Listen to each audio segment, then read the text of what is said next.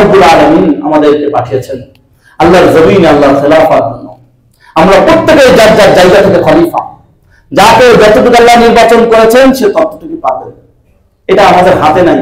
এখন আমি যদি একা একা চাই আজকে আমি সারা পৃথিবীর রাষ্ট্রপ্রধান হয়ে যাবো, এটা আমার হাতে নাই। এটা কে দিবেন?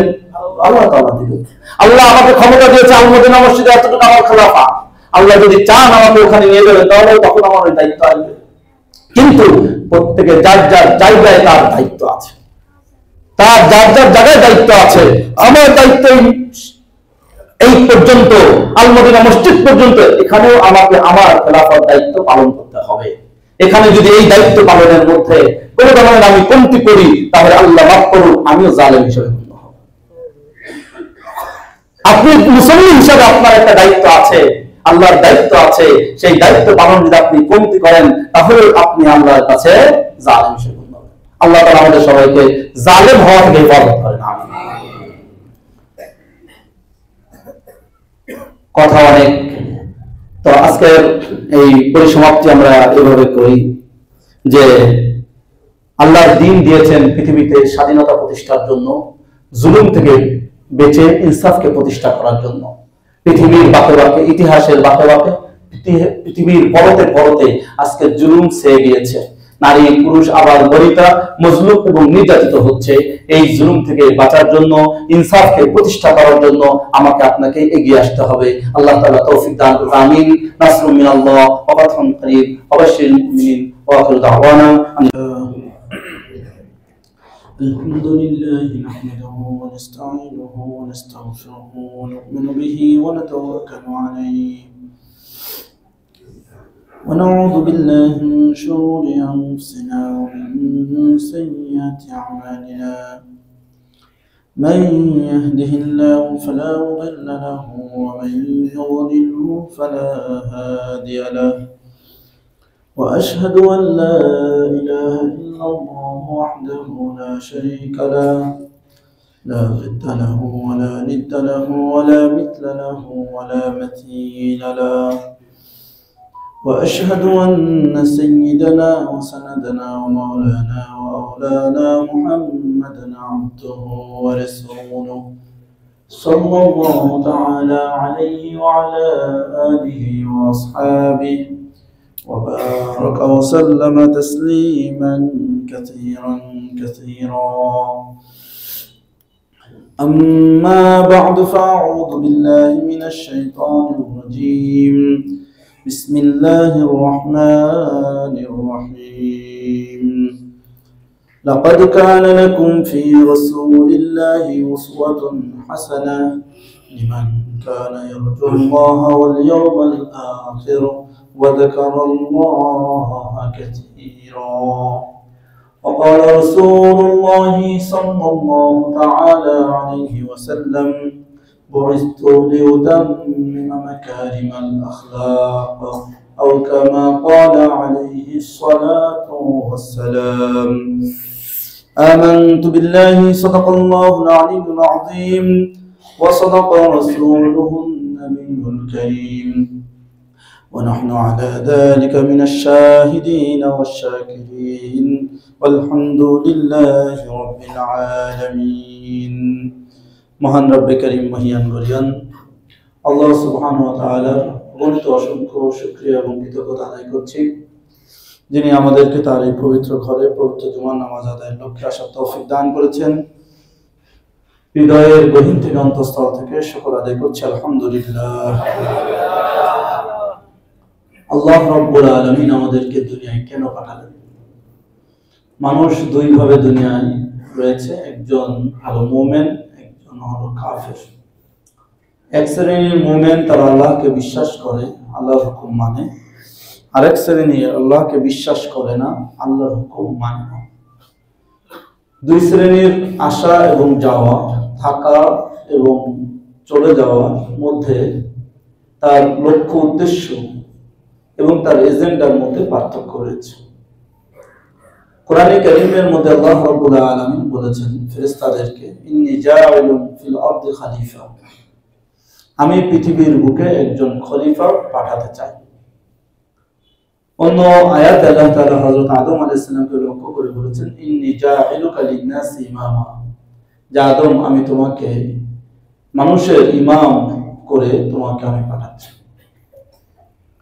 এই আয়াতের মধ্যে স্পষ্টভাবে আমাদের বিষয়গুলো প্রস্ফুটিত হয়েছে যে একজন মুমিন দুনিয়াতে আল্লাহ রাব্বুল আলামিনের এই এজেন্ডা, আল্লাহ রাব্বুল আলামিনের এই উদ্দেশ্য বাস্তবায়ন করে যায়। আর একজন কাফের, সে আল্লাহ রাব্বুল আলামিনের এই এজেন্ডা অনুযায়ী সে কাজ করে না। প্রত্যেকটা প্রতিষ্ঠান, প্রত্যেকটা সুনির্ধারিত সুবিন্যস্ত কর্মের একটি এজেন্ডা থাকে বা কয়েকটি এজেন্ডা থাকে। তো সেই এজেন্ডা অনুযায়ী যদি কাজ চলে তাহলে সেই প্রতিষ্ঠান, সেই সংঘ, সেই সংস্থা, সেই গোষ্ঠী সুন্দরভাবে এগোতে পারে।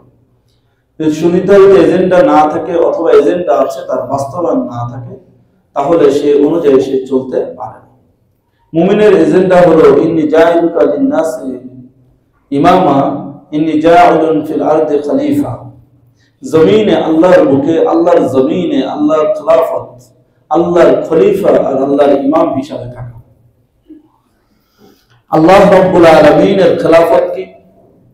আল্লাহ রাব্বুল আলামিনের খেলাফত বোঝার জন্য একটু খেলাফত শব্দটা বুঝি। খেলাফত শব্দের শাব্দিক অর্থ হলো প্রতিনিধি, এজেন্ট, রিপ্রেজেন্টেটিভ।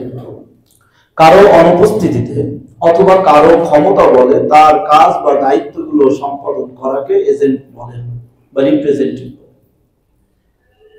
এখন ধরেন আজকে আমি এখানে জুমা পড়ার দায়িত্ব, তা আমি একদিন থাকতে পারলাম না, আমি আরেকজনকে, আমাদের ইমাম সাহেবকে বলে গেলাম আপনি পড়বেন, তাহলে উনি আমার পক্ষ থেকে জুমা পড়িয়ে দিল। তো জুমার যা যা কাজ করতে হয়, বয়ান করতে হয়, খুতবা দিতে হয়, নামাজ পড়ি, সবগুলোই করবেন। এটা হলো এজেন্ট, এই এজেন্ট বা রিপ্রেজেন্টেটিভ। তো যিনি হলো আল্লাহ তাআলার পক্ষ থেকে আল্লাহর জমিনে আল্লাহর বিধানকে বিশ্বাস করবেন, পালন করবেন, লালন করবেন, বাস্তবায়ন করবেন, তিনি হলেন আল্লাহর খলিফা। তিনি তাই বলে আল্লাহ হয়ে যাবেন না। যেমন প্রেসিডেন্ট যদি ছুটিতে থাকেন বা কোনো ট্যুরে সফরে যান, তখন একজনকে তার প্রেসিডেন্সিয়াল আসনে বসিয়ে যান। তিনি যা স্বাক্ষর করেন এটা প্রেসিডেন্টের মতন ক্ষমতা হয়, স্বাক্ষর হয় কি হয় না? তিনি যদি একটা পাশ করেন এটা হবে, তো সেটাই পাশ হয়ে যায়। তিনি যদি কোনো প্রজ্ঞাপনে স্বাক্ষর করেন সেই প্রজ্ঞাপন আইন হয়ে যায়।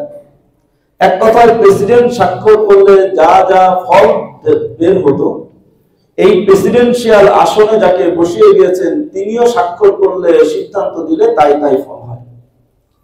কিন্তু এই যিনি এখন তার প্রতিনিধি হিসাবে, রিপ্রেজেন্টেটিভ হিসাবে, স্থলাভিষিক্ত হিসাবে স্বাক্ষর করছেন, কাজ করছেন, তিনি কি প্রেসিডেন্ট? তিনি প্রেসিডেন্ট নন। আমরা আল্লাহ রাব্বুল আলামিনের জমিনে খলিফা, আমরা আল্লাহ নই। আমরা কি নই? আল্লাহ নই। হুকুম কার? আল্লাহ। আমি হলো আল্লাহর পক্ষ থেকে আল্লাহর হুকুমকে বাস্তবায়নকারী।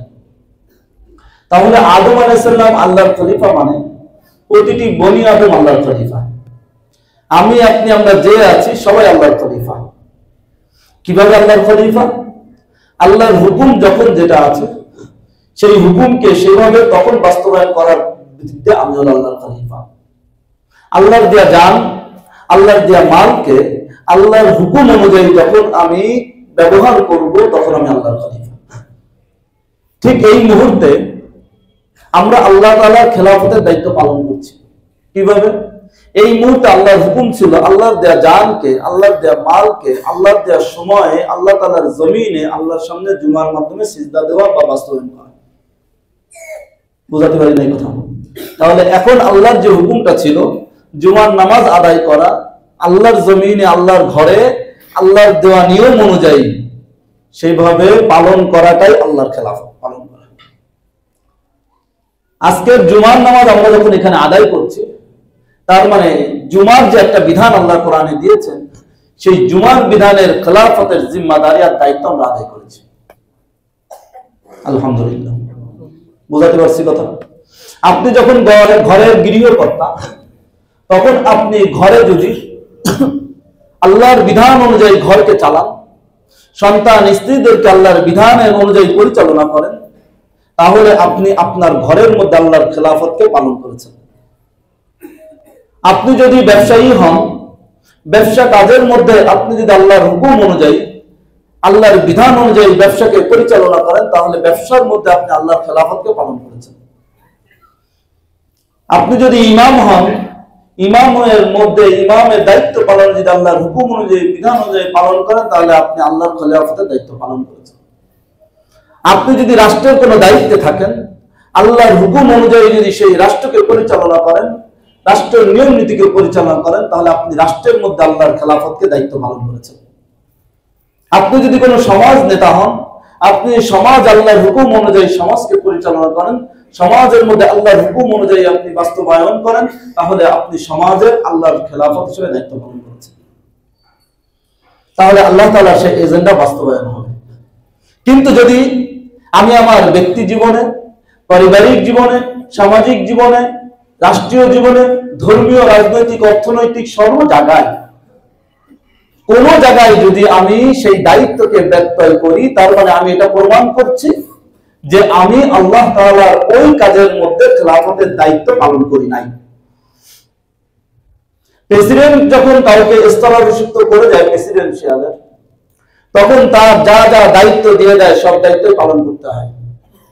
যদি কোন একটা দায়িত্ব পালন না করে, প্রেসিডেন্টের দায়িত্বে যিনি আছেন, তাকে দায়িত্ব দেওয়া হয়েছে, তিনি যদি বলে স্বরাষ্ট্র মন্ত্রণালয়ের দায়িত্ব নিতে পারবো না, বা এটার কোনো প্রজ্ঞাপন ইত্যাদিতে আমি স্বাক্ষর করতে পারবো না, তাহলে কি সে সঠিক দায়িত্ব পালন করছে? সঠিক দায়িত্ব পালন করে নাই। আমরা ব্যক্তি জীবনে, পারিবারিক জীবনে, সামাজিক জীবনে আল্লাহর খেলাফত দায়িত্ব পালনকে কিছুটা বুঝি, কিন্তু সমাজ এবং রাষ্ট্রীয় জীবনে আল্লাহর যে খেলাফত রয়েছে, আল্লাহর যে বিধান কায়েম রয়েছে, সেটাকে আমরা বুঝি না। নাউযুবিল্লাহ। এই যে বুঝের যে ডিভাইডেশনটা, এই ক্ষমতার অনুমতি আপনি কার থেকে পেলেন? এটি কি কোরআনের কোন আয়াত পেয়েছেন? হাদিসের মধ্যে কোন ছাড় পেয়েছেন?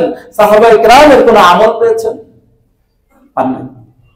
আল্লাহ রাব্বুল আলামিনের বিধান অনুযায়ী ব্যক্তি থেকে নিয়ে রাষ্ট্র, আন্তর্জাতিক পর্যন্ত কোন ক্ষেত্রে যদি খেলাফতের দায়িত্বের ব্যত্যয় ঘটে, আল্লাহর বিধানের বাস্তবায়ন না হয়, সেখানে জুলুম আসবে, ইনসাফ আসবে না। সেখানে কি আসবে? জুলুম আসবে, ইনসাফ আসবে না।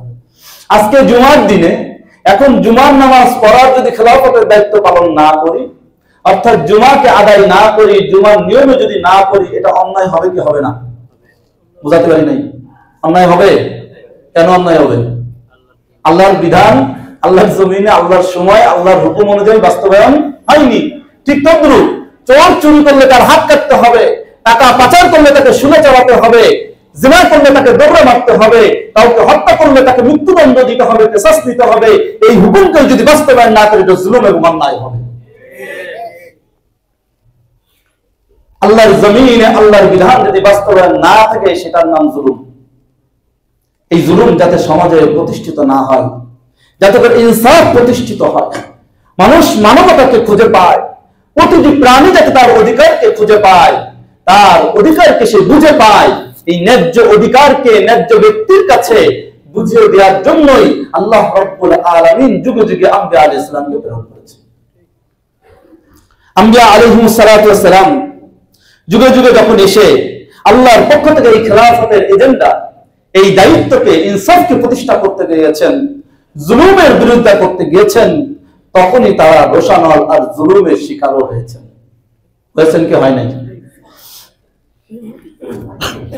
আল্লাহ নবী সাল্লাল্লাহু আলাইহি সাল্লাম মক্কায় জন্ম নিয়েছিলেন।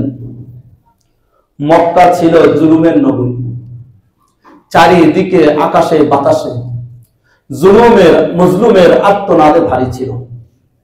কোথাও কোনো ইনসাফ তো দূরের কথা, মানবতার লেশ মাত্র পর্যন্ত বাকি ছিল না।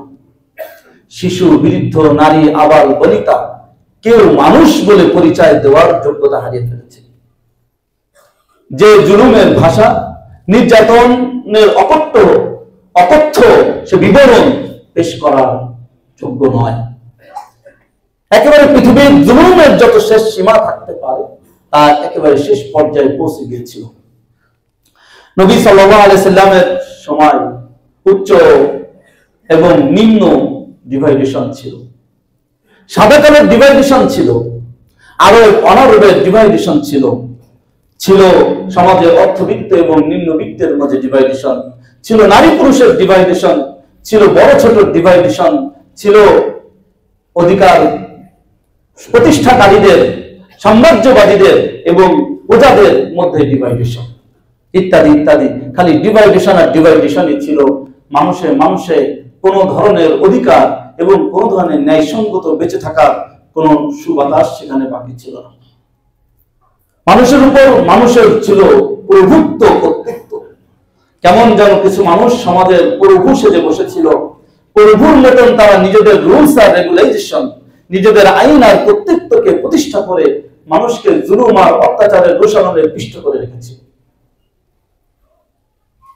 মক্কার সমাজের সেই কায়েমি স্বার্থবাদী শক্তির পরিবর্তে যখন আল্লাহ নবী সাল্লাল্লাহু আলাইহি ওয়াসাল্লাম লা ইলাহা ইল্লাল্লাহ দাওয়াত দিলেন, অর্থাৎ ও মক্কাবাসী, তোমরা যে জুলুমের স্বার্থবাদী কায়েম করেছো, স্বার্থবাদী রাজত্ব কায়েম করেছো, এটার বিরুদ্ধে একমাত্র আল্লাহ তাআলার রাজত্বই চলবে। এ কথা যখন প্রকাশ করলেন, তখনই আল্লাহর নবী, যিনি ছিলেন তাদের কাছে বিশ্বস্ত, যিনি ছিলেন তাদের কাছে এক মহান ব্যক্তিত্ব, যিনি ছিলেন তাদের কাছে এক বিশাল আস্থাভাজন যুবক, যিনি ছিলেন তাদের কাছে সবার প্রিয় ভাজন, তিনি আজকে হয়ে গেলেন রোশাননের খারাপ ব্যক্তিত্ব। নাউযুবিল্লাহ। নবীর কি দোষ ছিল? তিনি চুরি করছিলেন, কারো মাথার উপর বাড়ি দিছিলেন, কাউকে একটা ঘুষি মারছিলেন, কাউকে একটা গালি দিয়েছিলেন, কাউকে একটা কষ্ট দিয়েছিলেন। আছে কেউ বলতে পারবে কি দোষটা ছিল এই বেচারার?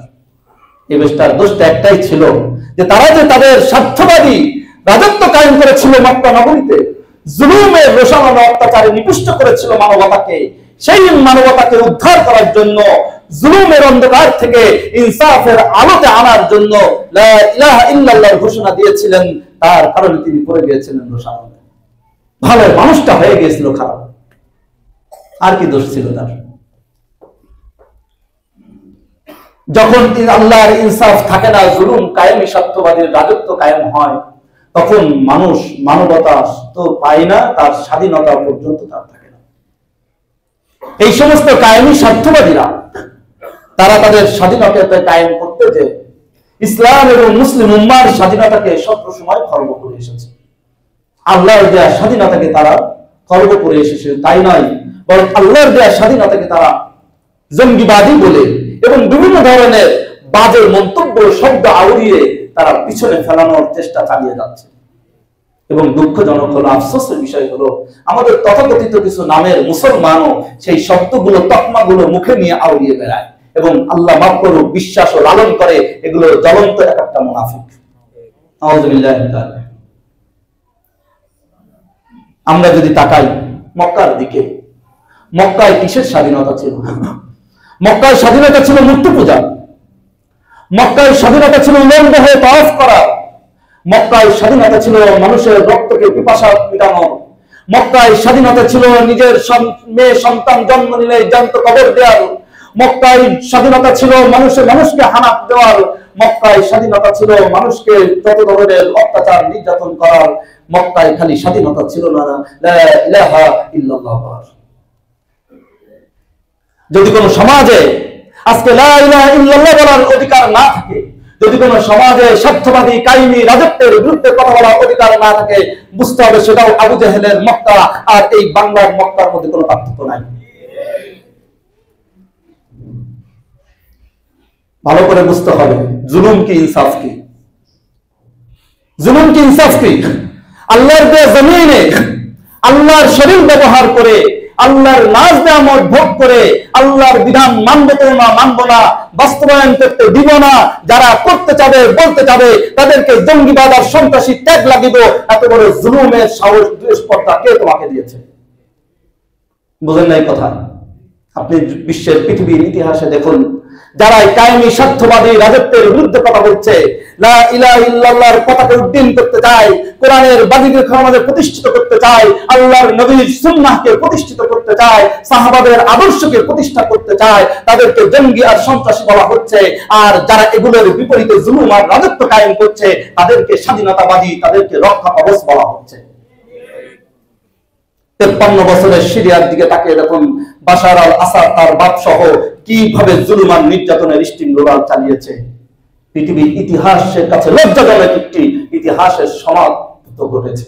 আলহামদুলিল্লাহ। মাটির উপরে 3 তলা, মাটির নিচে 4 তলা, বিশাল বড় এই ইস্টার্ন হাউজিংয়ের থেকে বড় এলাকা নিয়ে জুলুমের এক কারবার তৈরি করেছিল। যে জুলুম আর নির্যাতনের মধ্যে এক বোনের আর্তনাদ, কথ্য ভাষা, এটা ব্যবহার করা যায় না, বলা যায় না।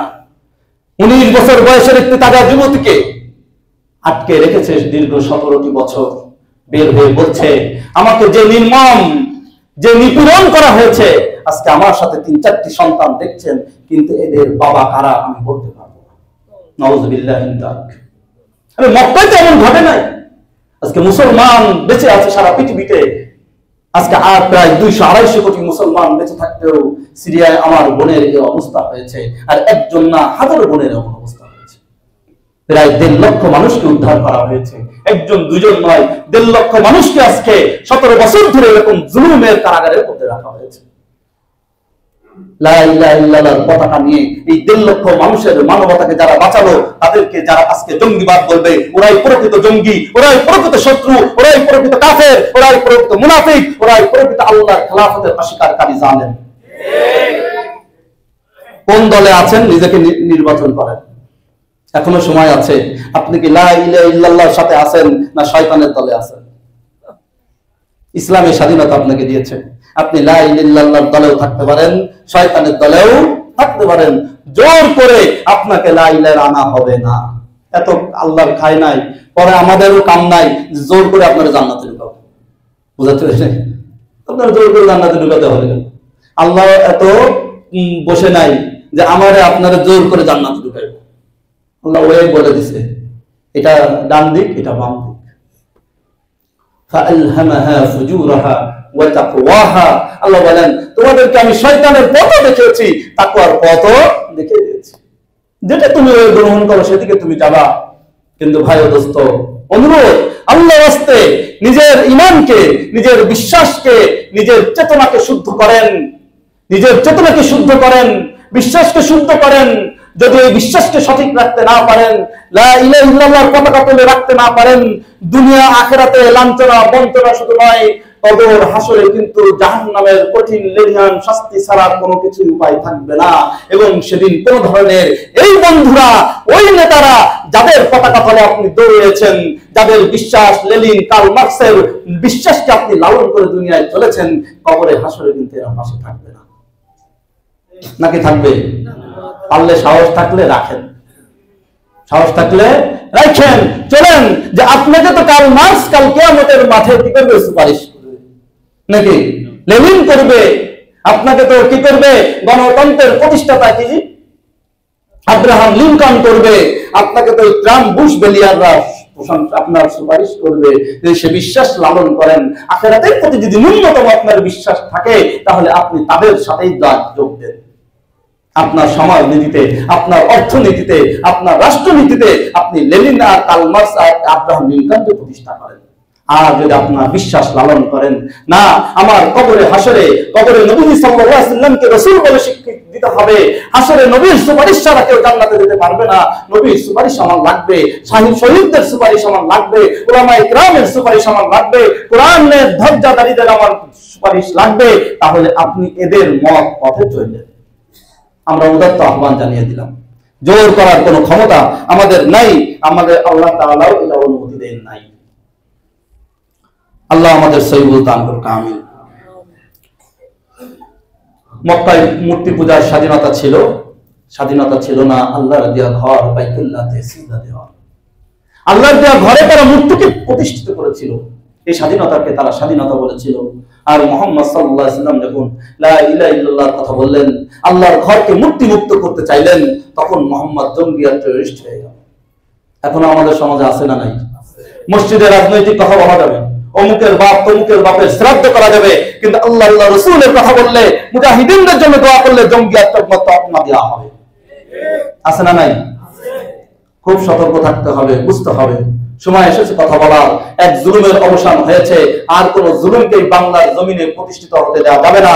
যদি আমরা দেই তাহলে আমরাও আল্লাহর কাছে জালেম হিসাবে আর জালেমের সহায়ক হিসাবে গণ্য হব। নাউযুবিল্লাহি মিন যালিক। এই জন্য সিদ্ধান্ত নিতে হবে যে আমিও কি জালেম এবং জালেমের সহায়ক হিসাবে উঠবো কিনা। আল্লাহ নবী বলেছেন, মান মাশা মা যালিমিন, কেউ যদি জালেমের সাথে থাকে, জালেমের সহযোগিতা করে, সেও আল্লাহর কাছে জালেম হিসাবেই গণ্য হবে। নাউযুবিল্লাহি মিন যালিক। বহুত জুলুম দেখলাম, একটা দুইটা তো দেখা হয় নাই, বহুত মার্কার বহুত জুলুম দেখা হয়েছে। এবার একটু ইসলামের ইনসাফ দেখি না আমরা, একটু লা ইলাহা ইল্লাল্লাহ ইনসাফ আসেন, দেখবেন শান্তি কাকে বলে। কুফরি এবং জালেম শক্তির মাঝে আর ইসলামের মাঝে পার্থক্য হলো, জালেমরা শুধুমাত্র তাদের স্বার্থবাদী কায়েমি রাজত্ব প্রতিষ্ঠা করে, সেখানে কোনো ধরনের ইনসাফ প্রতিষ্ঠা তারা হতে দেয় না। কিন্তু আল্লাহ ইসলামের লা ইলাহা ইল্লাল্লাহর পতাকা যখন উড্ডীন হবে, ওই লা ইলাহা ইল্লাল্লাহর নিচে সকল মানুষের, সকল ধর্মের, সকল শ্রেণীর স্বাধীনতা থাকবে। আল্লাহ নবী সাল্লাল্লাহু আলাইহি ওয়াসাল্লাম যখন মক্কা বিজয় করেন, তখন কুরাইশদেরকে সবাইকে ধরে ধরে ধরে ধরে জবাই করেছেন, ধরে ধরে ধরে ধরে কি লা ইলাহা ইল্লাল্লাহ পড়িয়েছেন? আছে একটাও হাদিস কোন? শুধু মক্কায় না, মদিনায়, তাবুক, কত যুদ্ধ হয়েছে, কত এলাকায় গিয়েছেন, কোথাও কি আল্লাহ নবী সাল্লাল্লাহু আলাইহি ওয়াসাল্লাম তাদেরকে জোর করে করিয়েছেন? করেন নাই। নিজের বুকের তাজা রক্ত ফেলে দিয়ে, তিনের নান্দা মুবারককে শহীদ করে এই জুলুম থেকে বাঁচানোর জন্য ইনসাফকে কায়েম করার জন্য আজীবন সংগ্রাম করে গিয়েছে। আল্লাহ নবী সাল্লাল্লাহু আলাইহি ওয়াসাল্লাম এসি রুমে বসে বসে মিষ্টি মিষ্টি খালি কোরআন আর হাদিস শোনান নাই। আল্লাহ নবী সাল্লাল্লাহু আলাইহি ওয়াসাল্লাম ঘরে বসে বসে খালি সুন্দর সুন্দর বয়ান শোনান নাই। আল্লাহ নবী ইসলাম মাঠে ময়দানে নেমে নিজের রক্ত ঝরিয়ে এই ইসলামকে বাংলাদেশ পর্যন্ত পৌঁছানোর তৌফিক দান করেছেন। বুঝতে হবে, ইসলাম আরব সাগরে কচুরি পানার মতন ভেসে বাংলাদেশে আসে নাই। আজকে আমি আপনি যতটুকু মুসলমান আর নাম পরিচয় দিচ্ছি, আল্লাহর নবীর দাঁত শহীদ করার কারণেই পাচ্ছি। অতএব এসি রুমে বসে বসে, সুন্দর মিম্বরে বসে বসে, সুন্দর মাইক সামনে রেখে, সুন্দর ইউটিউবের মধ্যে বসে বসে ইসলাম কায়েম হবে না।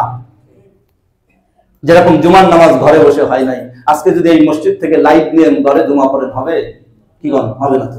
তো ইসলাম কিভাবে হবে? আমরা আজকে স্বপ্ন দেখছি, লালন করছি সব মিষ্টি মন্দার শিরনির ইসলাম। আল্লাহ নবী ইসলাম মিষ্টি মন্দার শিরনির ইসলাম রেখে যান নাই। মদিনার মসজিদে জিলাপি বন্টন হতো না, মাঝে মাঝে খেজুর বন্টন হতো, এটা আবার ঠিক হবে না। মানে ওই স্টাইলের জিলাপি বন্টন হতো না। নবী ইসলামের জিলাপি বন্টন হতো, বাইতুল মালে অনেক খেজুর এসে গেলে তিনি সাহাবায়ে কেরামকে বন্টন করে দিতেন, নিজে জমা করে রাখতেন না। সেই জিলাপি বন্টন হতো, সেই মিষ্টান্ন বন্টন হতো। কিন্তু শুধুমাত্র আসবে একটু সাল্লাল্লাহু করে, একটু দুরূদ করে, দোয়া করে, মিষ্টি নিয়ে চলে যাব, একটু ইসলামকে সুন্দর খাওয়ান দাওয়ানের মধ্যে রেখে দিব, এরকম ইসলাম নবী সাল্লাল্লাহু আলাইহি ওয়াসাল্লাম ছিলেন না। এই ইসলাম অনেক সহজ ইসলাম। জান্নাত এত সহজে আল্লাহ তাআলা দিবেন না, কোনো কিছু এত সহজে পাওয়া যায় না। এই জন্য মুহতারাম হাজিরিন, যেটা বলছিলাম, আল্লাহর জমিন, আল্লাহর খেলাফত কায়েম করার জন্য আল্লাহ তাআলা যুগে যুগে নবী রাসূল পাঠিয়েছেন। প্রত্যেক নবী যখন এই কালিমার দাওয়াত, প্রত্যেক নবীর একটাই কালিমা ছিল, লা ইলাহা ইল্লাল্লাহ। হুকুম আর বিধান, ইবাদত আর রাজত্ব তার হবে, একমাত্র আল্লাহ তাআলার হবে। এই কথা বলার কারণে সবাই ঘোষণা করেছে। তাকে যখন হযরত মুসা আলাইহিস সালাম কি দোষ করেছিলেন, তাজা আরবের যুবক, এই মিশরের যুবক, সরকারের রাষ্ট্রপ্রধান ফিরআউনের ঘরেই লালিত পালিত হয়েছেন। তো মুসাকে ফিরআউন কম জানে না ভালো জানে? বুঝেন এই কথা? মুসা আলাইহিস সালামের কি দোষ ছিল? ফিরআউনের বাসায় জিনা করেছে। নাউযুবিল্লাহ। মুসা আলাইহিস সালামের কি দোষ ছিল? মদ খাইছে। ফিরআউনের টাকা মেরে দিছে। ফিরআউনের বাইক নিয়ে ভৌ ভৌ করে ঘুরে বেড়াইছে। আজকালকার ভাষায় মুসা আলাইহিস সালামের দোষটা কি ছিল? তার ঘরে লালিত পালিত হলো, এত ফুটফুটে সন্তান, সে নিজেই তো লালন পালন করলো। মুসাকে কোনো সমস্যা ছিল না, মুসার ক্ষমতা ছিল, দাপট ছিল মিশরের রাজা, কারণ বাদশার সে পালন পুত্র। কিন্তু মুসা যখন লা ইলাহা ইল্লাল্লাহ বললেন, তখন ওই মুসার শুধুমাত্র মিশরের রাজ দরবার নয়, সেই এসি রুম নয়, সেই বিলাসী জীবন নয়, তাকে বনবাসে চলে যেতে হয়েছিল। শুধু তাই না, তাকে টেররিস্ট ঘোষণা দিয়েছিল, 1 নম্বর জঙ্গি ঘোষণা দিয়েছিল, তাকে হত্যা করলে পুরস্কার ঘোষণা করেছিল। না পেরে নিজ হাতে ফিরআউন হত্যা করার জন্য বাহিনী নিয়ে রওনা হয়েছিল। এই ইতিহাস কি পুরান না নতুন? একে জানা আছে না নাই? আছে। তো যে প্রত্যেক এরকম কোন নবীর কথা বলবো? যদি আমরা দেখি সব একটাই ছিল, যখনই সেই নবীর দাওয়াতটা কায়েমি স্বার্থবাদী রাজত্বের বিরুদ্ধে গিয়েছে, তখন সেই নবী এত পবিত্র একজন মানুষ পর্যন্ত খারাপ হয়ে গিয়েছে। আমি আপনি আর কোথায়? কথা বোঝাতে পারিনি। এই জন্য খারাপ হওয়ার চিন্তা করলে হবে না। আমি যদি মুসা আলাইহিস সালামের মতন পুত পবিত্র না হয়ে, মুসার মতন পুত পবিত্র না হয়ে রোশানলে মুসা পড়তে পারে, আর আমি তো মুসার মতন পবিত্র নয়, তাহলে রোশানলে কেন পড়তে? সমস্যা কোথায়? বোঝাতে পারি না এই কথা। আমি যদি মুহাম্মদ রাসূলুল্লাহ সাল্লাল্লাহু আলাইহি ওয়াসাল্লামের মতন, আমি যদি এত আদর্শবান, এত বড় ব্যক্তি না হয়ে, তার কিছু না হয়ে, মোটেও কিছু না হয়ে, তার যদি এরকম রোশানওয়ালা জুলুমের মধ্যে পড়তে হয়, আল্লাহর ইনসাফের কথা বলতে যে জালেম বাসদের জুলুমের মধ্যে পড়তে হয়, তার থেকে তো আমি শ্রেষ্ঠ নয়, তাহলে আমি কেন চুপ থাকবো? আল্লাহ নবী সাল্লাল্লাহু আলাইহি ওয়াসাল্লামের জুলুম সহ্য করা, জুলুমের অত্যাচারে নিপীড়িত হওয়া, এটাও তো একটা সুন্নাত নাকি? আল্লাহ নবীর মধু খাওয়া সুন্নাত, আল্লাহ নবীর গোস্ত খাওয়া সুন্নাত, মুরগি খাওয়া সুন্নাত, উট খাওয়া সুন্নাত, এই সুন্নাত তো জানি, কিন্তু আল্লাহ নবী যে রক্ত দিয়েছেন এটাও তো একটা সুন্নাত না? এই সুন্নাত নাই দুনিয়ায়, কোরআন হাদিসে নাই। হ্যাঁ, এই সুন্নাতও মাথায় রাখতে হবে। সম্মানিত হাজিরিন, তো আল্লাহ রাব্বুল আলামিন আমাদেরকে পাঠিয়েছেন আল্লাহর জমিনে আল্লাহর খেলাফার জন্য। আমরা প্রত্যেকেই যার যার জায়গা থেকে খলিফা। যাকে যতটুকু আল্লাহ নির্বাচন করেছেন সে ততটুকু পাবে, এটা আমাদের হাতে নাই। এখন আমি যদি একা একা চাই আজকে আমি সারা পৃথিবীর রাষ্ট্রপ্রধান হয়ে যাবো, এটা আমার হাতে নাই। এটা কে দিবেন? আল্লাহ তাআলা দিবেন। আল্লাহ আমাকে ক্ষমতা দিয়েছে আল মদিনা মসজিদে এতটুকু আমার খেলাফা। আল্লাহ যদি চান আমাকে ওখানে নিয়ে যাবেন, তাহলে তখন আমার ওই দায়িত্ব আসবে। কিন্তু প্রত্যেকে যার যার জায়গায় তার দায়িত্ব আছে, তার যার যার জায়গায় দায়িত্ব আছে। আমার দায়িত্ব এই পর্যন্ত, আল মদিনা মসজিদ পর্যন্ত, এখানেও আমাকে আমার খেলাফার দায়িত্ব পালন করতে হবে। এখানে যদি এই দায়িত্ব পালনের মধ্যে কোন ধরনের আমি কমতি করি, তাহলে আল্লাহ মাফ করুক, আমিও জালেম হিসেবে গণ্য হব। আপনি মুসলিম হিসাবে আপনার একটা দায়িত্ব আছে, আল্লাহর দায়িত্ব আছে। সেই দায়িত্ব পালন যদি আপনি কমতি করেন, তাহলে আপনি আল্লাহর কাছে জালেম হিসেবে গণ্য হবেন। আল্লাহ তাআলা আমাদের সবাইকে জালেম হওয়া থেকে হেফাজত করেন। কথা অনেক, তো আজকের এই পরিসমাপ্তি আমরা এভাবে করি যে আল্লাহর দ্বীন দিয়েছেন পৃথিবীতে স্বাধীনতা প্রতিষ্ঠার জন্য, জুলুম থেকে বেঁচে ইনসাফকে প্রতিষ্ঠা করার জন্য। পৃথিবীর বাঁকে বাঁকে, ইতিহাসের বাঁকে বাঁকে, পৃথিবীর পরতে পরতে আজকে জুলুম ছেয়ে গিয়েছে। নারী পুরুষ আবার বনিতা মজলুম এবং নির্যাতিত হচ্ছে। এই জুলুম থেকে বাঁচার জন্য, ইনসাফকে প্রতিষ্ঠা করার জন্য আমাকে আপনাকে এগিয়ে আসতে হবে। আল্লাহ তাআলা তৌফিক দান করুন। আমিন। নাসরুম মিনাল্লাহ ওয়া ফাতহুন করিব ওয়া বাশশিরিল মুমিনিন ওয়া আখিরু দাওয়ানা।